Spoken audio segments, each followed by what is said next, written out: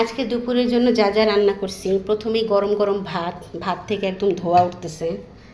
আচ্ছা, আর এখানে হচ্ছে বেগুন ভাজি করছি, জাস্ট একটা বেগুনই ভাজি করছি, যেহেতু ছেলে মেয়ে খায় না, খুব একটা বেশি করলাম না। খুব ইচ্ছা করতেছিল বেগুন ভাজি দিয়ে আজকে ভাত খাই, তাই করলাম আর কি। আর এখানে অল্প একটু দুধ জাল করে নিছি, এই দুধটা দিয়ে আমি রাতের বেলা পুডিং বানাবো, তাই আগে ভাগে জাল করে রেখে দিছি। তো এখানে হচ্ছে চিচিঙ্গা ভাজি করছি, পেঁয়াজ কাঁচামরিচ নুন দিয়ে চিচিঙ্গা ভাজি করছি, হলুদ ছাড়া চিচিঙ্গা ভাজিটা খেতে আমার বেশি ভালো লাগে, তাই এইভাবেই করলাম।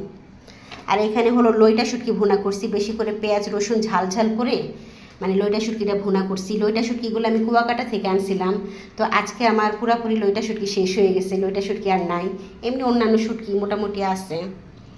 আর এখানে হলো আলু দিয়ে বরবটি দিয়ে নলা মাছের একটা তরকারি করছি, ঝোল ঝোল করে, বরবটি আলু আর নলা মাছ।